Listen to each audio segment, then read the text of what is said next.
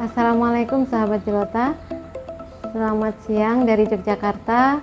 Saya WWW Wahyu Widiati Waluyo. Pada siang hari ini insya Allah saya akan berbincang santai dengan tamu saya, Bapak Yani Fatur Rahman SPD, yang sekarang menjabat sebagai anggota Dewan dari Partai Keadilan Sejahtera untuk Kabupaten Sleman, wilayah pemilihan Ngaglik, Cangkringan, dan Pakem.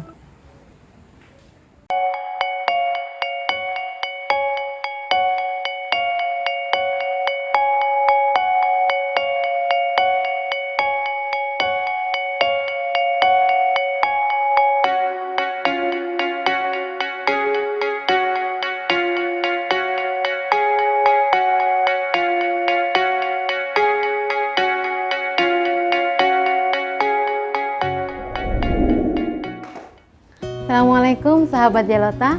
Pada siang hari ini yang cuacanya agak mendung-mendung romantis, alhamdulillah insya Allah kita bertemu dengan tamu saya yang luar biasa, Bapak Yani Fatur Rahman, anggota Dewan dari Dapil Cangkringan, Ngaglik, Pakem. Insya Allah akan membersamai kita selama kurang lebih setengah jam. Semoga bincang kita pada siang hari ini menjadikan inspirasi kepada Anda semuanya. Assalamualaikum Pak Yani. Waalaikumsalam Bu Wahyu. Alhamdulillah, matur nuwun sudah hadir di podcast saya. Terima kasih. Dengan senang hati Bapak bisa hadir ke sini. Merupakan suatu kehormatan bagi saya untuk Bapak bisa hadir di sini gitu aja. Di sela-sela waktu Bapak yang sibuk luar biasa sebagai anggota Dewan. Biasa-biasa saja. Oh, biasa-biasa saja. Pak Yani boleh diceritain nggak sih awal Bapak dulu sebagai anggota Dewan gitu? Ya, kalau saya awal dari anggota Dewan, diawali dari dipaksa atau terpaksa atau jadi nggak enak ini ngomongnya. Oh, gitu. Dienakin aja Pak. Ya, saya mulai dari ini karena aktivitas kepartean saya itu memang sudah sejak zaman kuliah ya. Oh, siap. Ketika kuliah itu sudah interaksi dengan teman-teman di PKS. Awalnya itu juga tidak sengaja lah begitu, karena kebetulan dulu itu kan seneng nasyid gitu ya. Gitu. Dari situ saya termasuk orang yang ditarik karena nasyid gitu. Oh gitu. Tapi jadi kalau sekarang suruh ya? nyanyi sudah lupa. Kalau suruh ambil suara saya malah cari suara. Sekarang cari suara. Dapat banyak ya Pak. Ya, jadi di awalnya begitu, kemudian interaksi dengan teman-teman PKS. Kok ini asik ini teman-teman PKS ini ya. Ada ngajinya, ada kegiatan sosialnya, baksos, ada pembelaannya untuk masyarakat secara umum gitu, ya, baik di Indonesia maupun dunia luar tuh luar biasa, muda-muda begitu. Nah ini menarik. Terus akhirnya kemudian kita terlibat di teman-teman PKS setelah selesai kuliah gitu. Terus kemudian ya qadarullah itu diminta cari pengalaman di Jakarta. Oh gitu. Ya di Jakarta tahun 2003 sampai 2005. Saya sempat merasakan kemenangan PKS 2004 di Jakarta. Oh, Masya Allah. Mungkin nuansa itu yang ingin kita bawa. Di sana aja bisa, kenapa sini tidak kan? Oh, gitu. Jadi pernah mengalami begitu, interaksi dengan teman-teman di sana yang ya luar biasa lah begitu. Pembinaan kepada masyarakat, pendampingan di masyarakatnya juga bagus. Punya apa itu namanya binaan majelis taklim, KWT dan lain sebagainya. Sempat lama Pak di Jakarta? 3 tahun. Oh 3 tahun. 3 tahun di daerah Cilandak. Daerah Cilandak, Jakarta Selatan ya. Terus kemudian balik ke Jogja dan kemudian diminta untuk menjadi ketua DPC di Cangkringan. Dari situ kemudian dari partai itu kan banyak pelatihan dan lain sebagainya yang mengasah kita. Jadi kalau di PKS itu kita rasakan kita itu masuk PKS tidak didiamkan. Oh gitu. Ada banyak pelatihan-pelatihan kepemimpinan. Tidak didiamkan itu artinya dirawat. Dirawat. Gitu. Kayak tanaman dirawat. Jadi dari pelatihan-pelatihan itu baik pelatihan kepemimpinan, manajemen dan lain sebagainya itu kemudian ya kita lama-lama terasa. Nah, selanjutnya kemudian saya kebetulan di dipercaya teman-teman untuk memulai sekolah IT waktu itu. Oh iya. 2006 kembali dari Jakarta, 2006 mendirikan sekolah IT, jadi kepala sekolah. Oh, sempat jadi kepala sekolah juga ya Pak? Oh iya, sampai 2014 itu. Memulai sekolah dari muridnya 23 sampai ratusan begitu. Ya mungkin itu juga salah satu bagian dari pembelajaran kita bagaimana mengelola organisasi dari kecil kemudian kita besarkan. Nah, kemudian di tahun 2014 itu ya karena apa ya, kalau di PKS itu kan caleg itu bukan minta ya. Jadi ya diajukan teman-teman begitu, kemudian diminta, karena kemudian apa itu namanya ya kita juga istiqoroh lah ya, kemudian ya bismillah dan ya seadanya ya, semampu saya bilang begitu. Ya namanya di orang kampung begitu ya, orang dusun begitu. Suruh maju DPR itu apa sih gitu. Belum tahu, belum ada gambaran. Pokoknya maju. Ilmu maju gitu ya. Dan dari situ kemudian di 2014. Serasa dicemplung nih gitu nggak sih Pak? Ya kadangkala orang bisa itu karena didorong dari belakang gitu. Bahasa ini wong Jawa ini dijoroke. Kalau halusnya itu didorong. Ini ada yang didorong pelan, ada yang didorong kenceng. Nah, ini kemudian ketika di 2014 itu kemudian ya karena ya qadarullah kemudian dipercaya. Ya dari situlah kemudian kita belajar. Ternyata berpolitik itu asyik menurut saya. Gitu ya. Karena jadi bukan kotor gitu enggak ya? Politik itu asyik karena dari politik itu kita bisa membantu banyak orang. Siap. Kita tidak bisa membantu secara pribadi karena keterbatasan, tapi dengan kita ada di politik, kita bisa membantu jauh lebih banyak orang. Kalau sendiri mungkin hanya bisa membantu 1 atau 2 orang, tapi dengan kebijakan di politik ternyata banyak yang bisa kita bantu. Dan kalau dinominalkan mungkin jauh lebih besar sekali. Gitu ya. Mulai dari mungkin secara fisik ya, pembangunan fisik bisa kita advokasi gitu, sampai pembangunan manusianya. Gitu. Membangun manusia. Nah, jadi lebih banyak yang bisa dilakukan gitu ya? Oh, sangat banyak. Sangat banyak. Kalau kita bisa menceritakan di politik itu kita bisa baik, kita juga bisa jahat, tergantung kita. Ya. Tapi pada hakikatnya dari politik itu sendiri adalah niatnya baik. Ya. Sebagaimana pisau bisa untuk hal yang baik, bisa untuk yang buruk. Yang buruk itu kan oknum saja. Tetapi kalau mayoritas ya alat itu baik pada hakikatnya. Begitu ya. Mayoritas baik. Itu Bu cerita. 2014, kemudian 2019 diminta maju lagi. Karena kalau di PKS itu kan diminta, ayo gimana? Kalau maju ya siap, enggak juga enggak apa-apa. Diminta lagi dan dipercaya kembali ya. Bismillah kita ya. Bismillah saja. Ada sikut-sikutan gitu nggak sih Pak? Sikut-sikutan kepada siapa? Kepada siapa maunya nih Bapak nih? Ya kalau berpartai eskalasinya itu kan ketika 5 tahunan.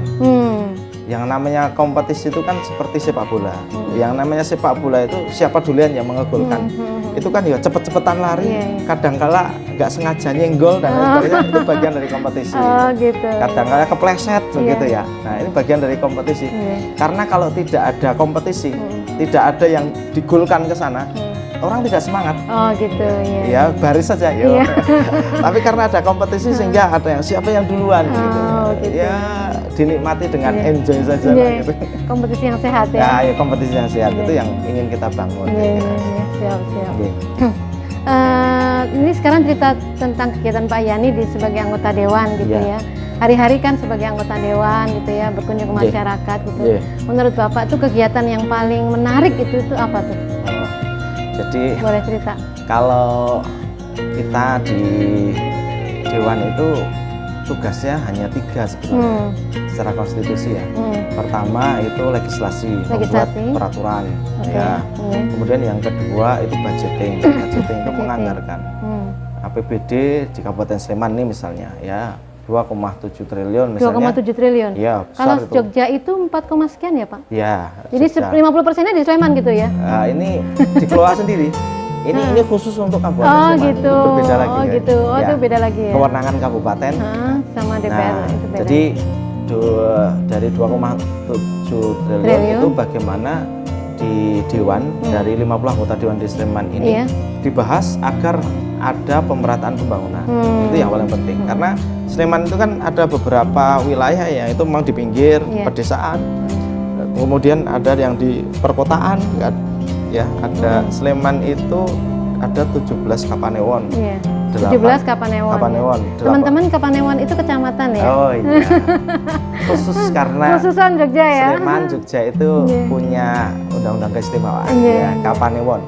Kemudian 86 kalurahan. Oh, 86. 1212 dusun. Ini di Kabupaten Sleman. Harapan kita fungsi budgeting itu nanti dari APBD yang ada bagaimana kemudian diplot sesuai dengan peruntukannya dan merata. Jadi wilayah pedesaan dapat, perkotaan dapat, kemudian petani dapat ada program, kemudian pelajar ada program, wira swasta ada program. Nah, itu betul. Sehingga di sana ada yang kemudian mana yang prioritas, mana yang kemudian di periode berikutnya atau tahun berikutnya begitu. Pertanyaan saya tadi Pak yang paling menarik Pak. Yang terakhir, ini saya baru mau cerita. Oh gitu, itu yang terakhir ya. Yang terakhir itu fungsi monitoring. Monitoring itu pengawasan pembangunan. Nah, pengawasan pembangunan kan Dewan itu kan ada program reses turun ke masyarakat, kemudian juga sosialisasi peraturan daerah itu turun ke masyarakat. Itu yang paling menarik. Bagaimana kita langsung terjun ke masyarakat. Ketika di tengah-tengah masyarakat itu kita akan tahu apa yang dilaporkan oleh pemerintah kabupaten, baik itu dinas terkait ya, kalau sekarang namanya OPD, organisasi perangkat daerah, OPD itu dinas-dinas itu melaporkan A, B, C, D seperti itu kepada kita, karena kewajiban mereka untuk melaporkan progres pembangunan itu kepada DPR sesuai dengan kemitraan komisinya. Nah, kemudian kita langsung ke masyarakat, kita cross check, benar nggak apa yang dilaporkan kepada dinas, benar nggak apa yang dilaporkan oleh Pemda begitu. Nah, ternyata di masyarakat, enggak Pak, kami ini belum. Nah, ini menjadi sumber A1 kita untuk menyampaikan ke dinas. Kita A1 panggil. Ini menarik Pak. A1 ini apa ya? A1 itu maksudnya ya sumbernya dari yang bersangkutan langsung. Gitu.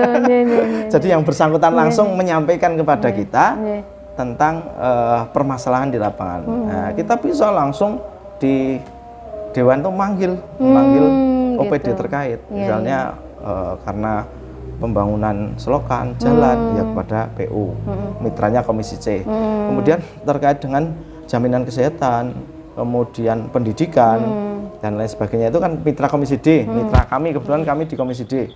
Nah, kita panggil kepala dinasnya, enggak apa-apa. Menariknya itu mengubek-ubek itu apa gimana Pak? Menariknya di mana sih Pak? Saya dari tadi belum setelah ini. Jadi setelah ini. Masih setelah ini. Ini kan katanya setengah jam. Jadi boleh cerita banyak ya. Setelah ketemu dengan dinas, kemudian kita sampaikan kepentingan dari masyarakat, aduannya tadi diadvokasi, dan dari advokasi itu kemudian ada tidak lanjut dari dinas, kemudian masyarakat ini terselesaikan permasalahannya. Nah, ini kepuasan tersendiri. Oh gitu. Jadi meskipun itu yang secara menarik. materi mungkin kita tidak ada dan tidak ada hubungan keluarga, tapi ternyata masyarakat kemudian SMS matur nuwun nih Pak Yani, ini sudah cukup gitu itu ya. kepuasan tersendiri ya. Yang menarik di situ ya. Oh gitu. Jadi menjadi kepuasan tersendiri ya. Iya, ketika bisa kan nafi'un li ghairihi. Bagaimana khairun nas anfa'um linas katanya Pak Ustadz itu begitu. Jadi sebaik-baik manusia itu yang bermanfaat bagi orang lain. Ya, mungkin itu bagi kami yang di DPRD yang 50 anggota dewan itu, mungkin ketika seperti itu semuanya juga akan merasakan nyes di hati ketika ada SMS atau WA dari masyarakat matur nuwun. Sekalipun serasa bermanfaat gitu ya Pak. Sekalipun mungkin ya itu tidak ada hubungan kerabat, hubungan darah, tapi masyarakat itu kemudian matur nuwun. Itu alhamdulillah banget. Gitu. Menariknya di situ ya Pak ya, Masya Allah, alhamdulillah. Jadi bisa membantu orang lain, bisa membahagiakan orang lain, walaupun mungkin bukan dengan uang kita gitu ya, tapi insya Allah dengan apa yang dimiliki sebagai anggota dewan, itu insya Allah bisa menjadikan suatu kepuasan tersendiri, gitu ya, Masya Allah. Kalau boleh tahu, siapa sih konstituen utama Bapak gitu? Konstituen utama? Iya. Yang paling banyak suara dapatnya ini dari mana nih? Dari anak muda kah? Dari emak-emak kah gitu ya, yang aduh Pak Yani ini cakep nih, saya iniin gitu ya. Aduh, jadi malu saya.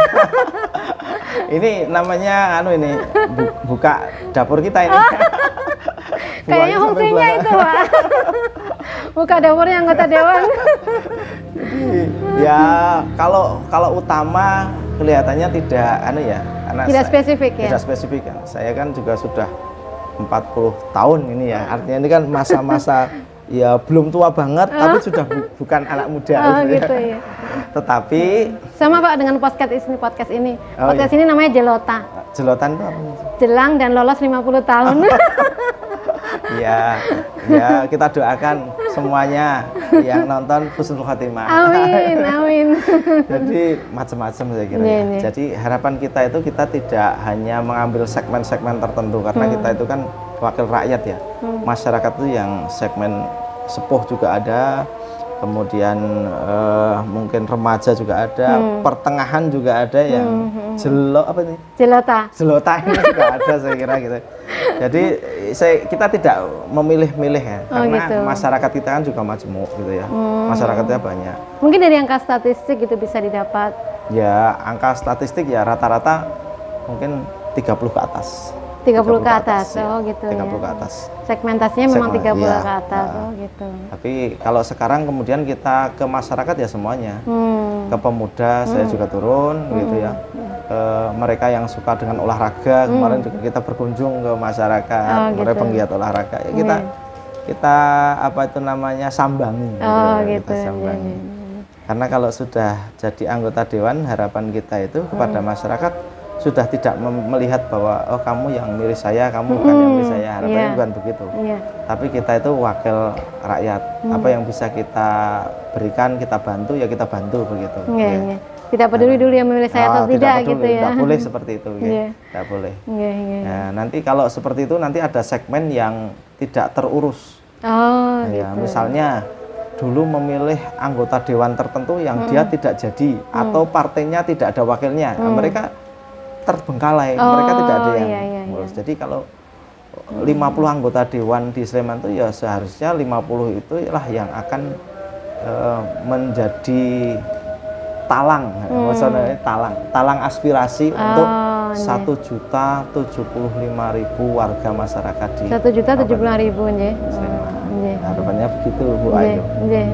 Pak Yani, alhamdulillah. Ngomong-ngomong, Bapak sekarang di komisi apa sih, Pak? Saya komisi D. Komisi D itu membawahi? Komisi D itu mitranya Dinas Kesehatan, Dinas Pendidikan, Dinas Sosial, Dinas Perempuan dan Anak,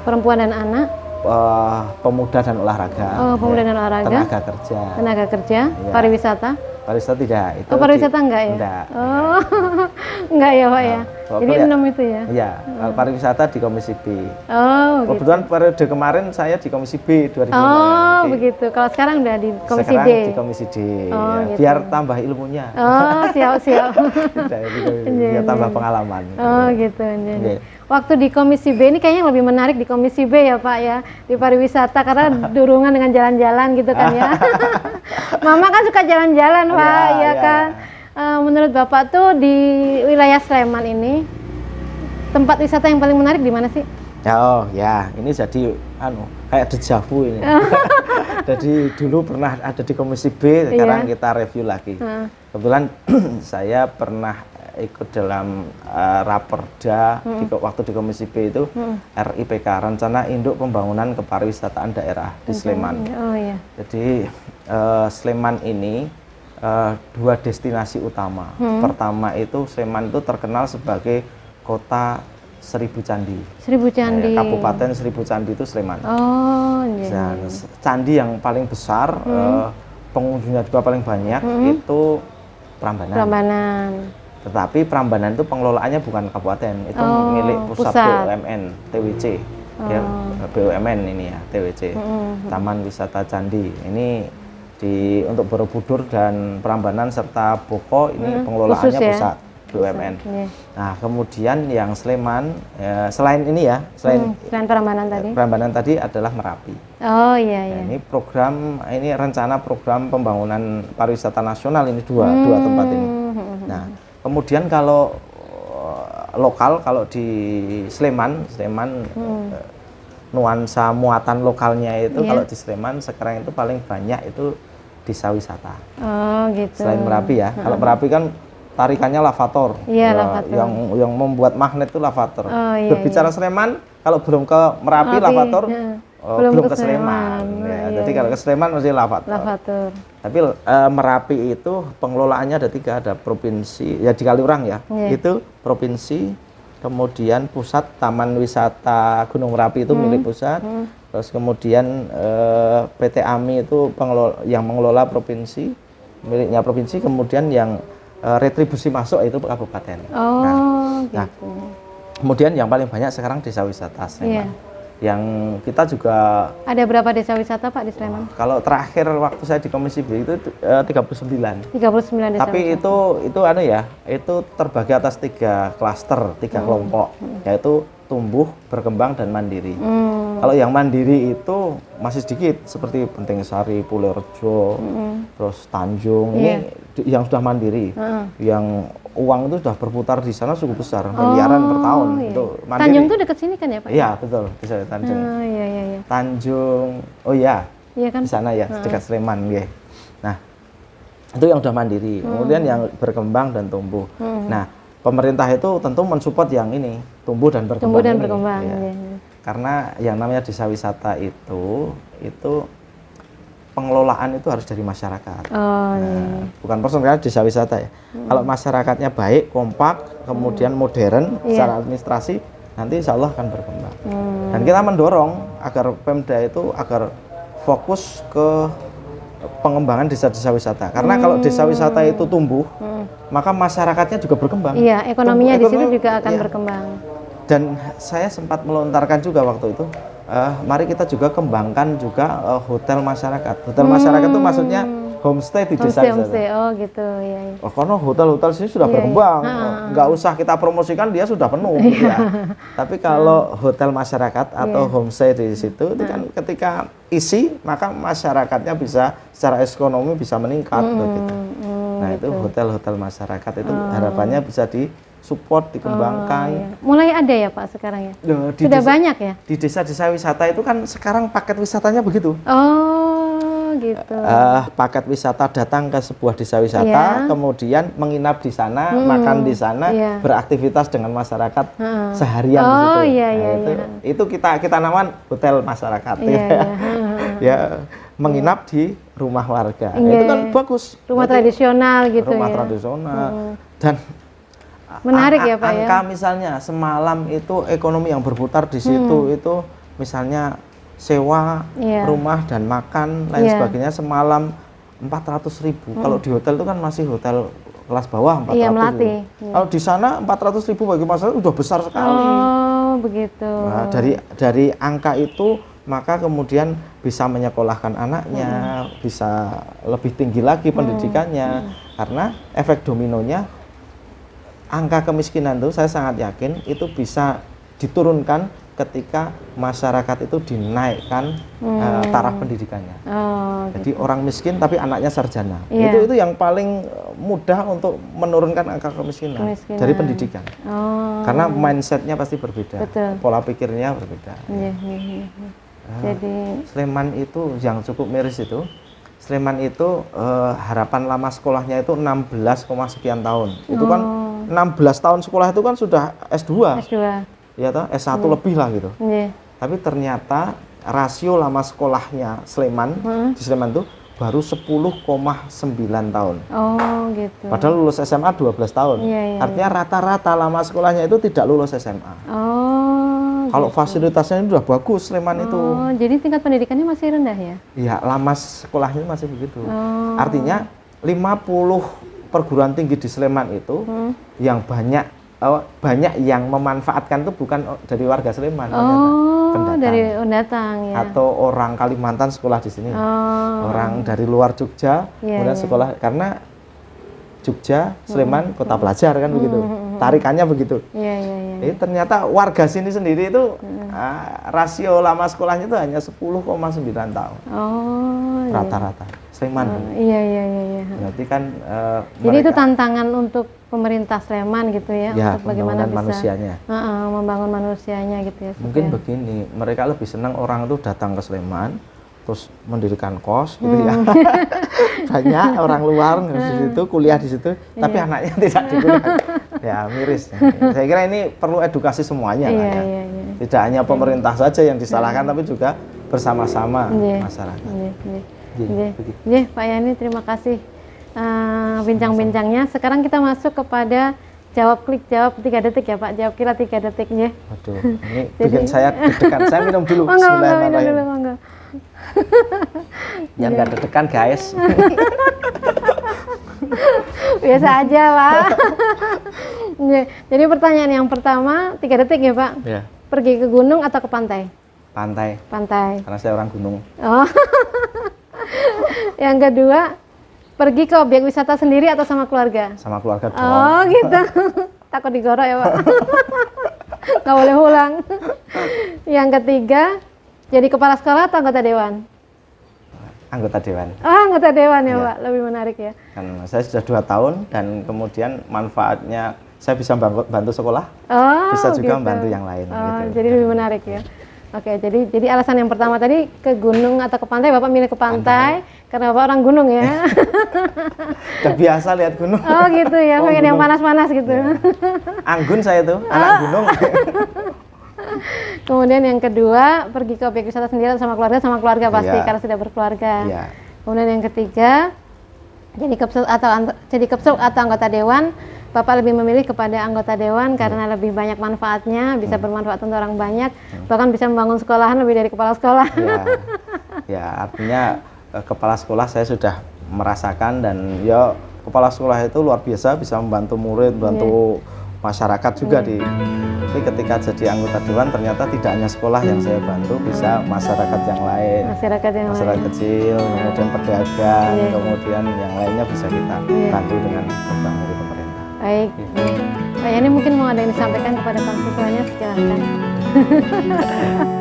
Bismillahirrahmanirrahim, ya kepada masyarakat di Sleman ya, khususnya mari kita bersama-sama menjadikan Sleman ini sesuai dengan logo kita, Sleman Sembada. Jadi Sleman itu sembodo, masyarakatnya sembodo ya.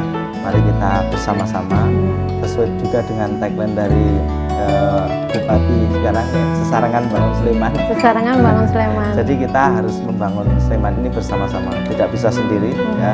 Meskipun kita berbeda-beda, suku, agama, ras, golongan berbeda-beda, tapi ketika partainya juga beda-beda, kalau itu yang kita kedepankan maka yakin Sleman tidak akan maju. Tapi ketika kemudian kita bisa bergandengan tangan, seluruh elemen bergandengan tangan untuk maju bersama, maka Sleman pasti akan bisa menjadi mutiara di Indonesia. Amin ya rabbal alamin. Demikian, matur nuwun. Baik. Terima kasih banyak Pak Yani kehadirannya di podcast kami, di podcast Cilota. Insya Allah banyak manfaat dan banyak informasi yang bisa diterima oleh terutama kalangan emak-emak, karena mungkin nanti pemirsanya adalah emak-emak. Saya juga menuju 50 tahun. Terima kasih juga Bu Ayu, teh hangatnya di tengah gerimis hujan. Alhamdulillah. Mudah-mudahan bisa menghangatkan tehnya. Matur nuwun Pak. Terima kasih sahabat Cilota sudah membersamai kami dan Pak Yani Fatur Rahman yang sangat menginspirasi kita semuanya.